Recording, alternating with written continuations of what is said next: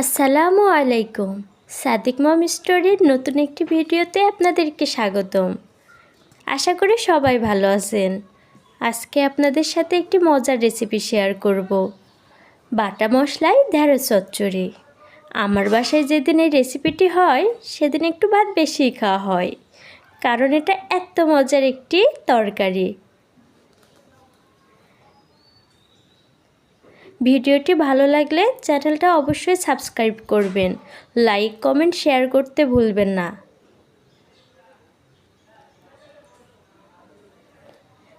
বাটা মশলায় ঢেঁড়স চচ্চড়ি করার জন্যে আমি এখানে নিয়ে নিয়েছি ঢেঁড়স ও 2টা আলু। আমি ঢেঁড়সের সাথে একটু আলু ব্যবহার করব। আর ঢেঁড়সটা আমি খুব ভালো করে ধুয়ে নেব। যে কোনো সবজি কাটার আগেই ধুয়ে নেওয়া ভালো, আর ঢেঁড়সটা কাটার আগেই ধুতে হয়। এই জন্য আমি খুব ভালো করে পানি দিয়ে পরিষ্কার করে নিচ্ছি। এখন ঢেঁড়সটা কেটে নিব। মুখটা কেটে বাদ দেওয়ার পরে মধ্যে থেকে একটু ফালি করে নিব। এরকম করে কাটলেই হবে।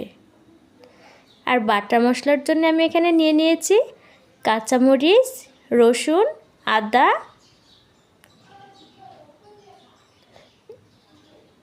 এগুলো আমি সব একসাথে শিলপাটায় বেটে নিব।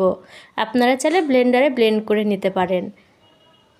সবগুলো মশলা একসাথেই বাটবো, আলাদা করে বাটার কোনো দরকার নেই, যেহেতু আমি এক তরকারিতেই ব্যবহার করব। আর আমি এখানে কাঁচামরিচ ব্যবহার করব, কারণ আমার ঢেঁড়সের কালারটা যেন ভালো থাকে।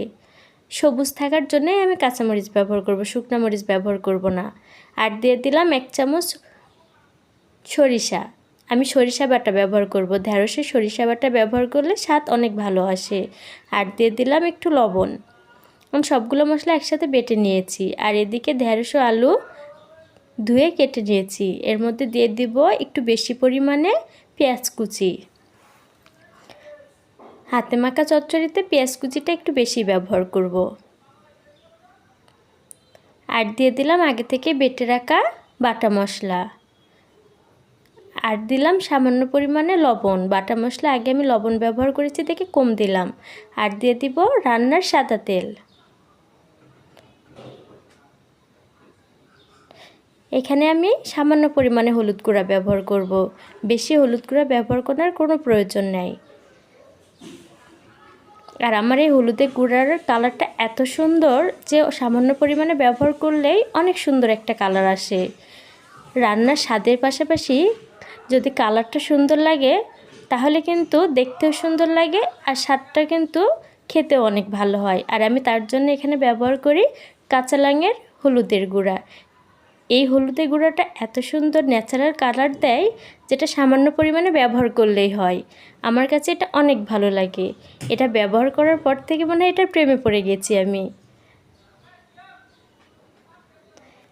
আর আমি আগে থেকে মাছ ভেজে রেখেছি।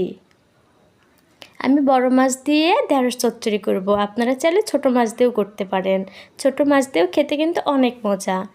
এটা খুব ভালো করে সবগুলো একসাথে হাতে মাখিয়ে নিব। বাটা মশলার সাথে ঢেঁড়স, আলু, পেঁয়াজ খুব সুন্দর করে হাতে মাখিয়ে নিব।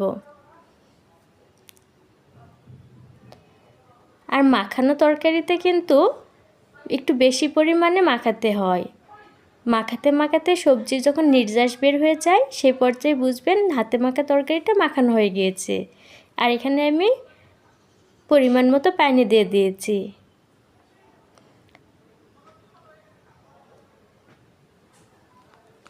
এখন আগে থেকে মাছ ভেজে রাখা মাছগুলো এখন এর ভিতরে দিয়ে দিব।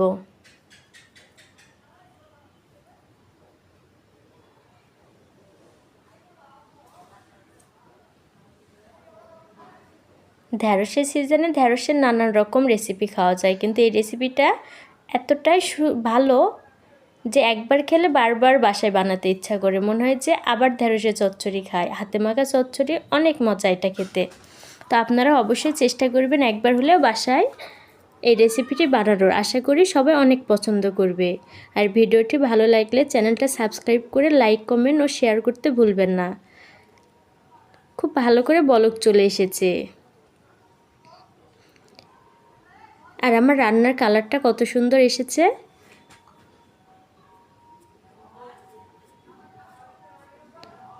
খুব ভালো করে জাল করে নিব, পানিটা একেবারে শুকিয়ে নিব। হাতে মাখা চচ্চড়িতে আমি পানি রাখবো না, একেবারে পুরা পুরা ভাব করব।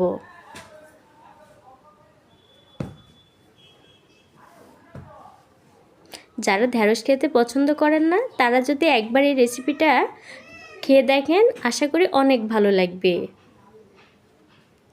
এই যে আমার তরকারিটা একবারে পুরা পুরা মাখো মাখো হয়ে গিয়েছে, এখানে কিন্তু একটু ঝোল রাখা যাবে না। দেখতেই পাচ্ছেন কত সুন্দর হয়েছে।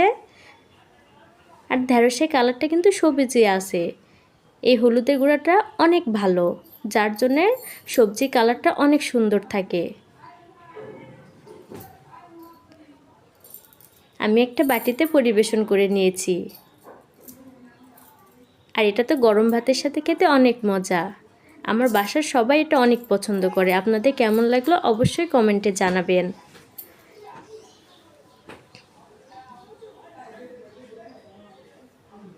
আশা করি ভিডিওটি আপনাদের অনেক ভালো লেগেছে। ভালো লাগলে চ্যানেলটা এখনই সাবস্ক্রাইব করুন।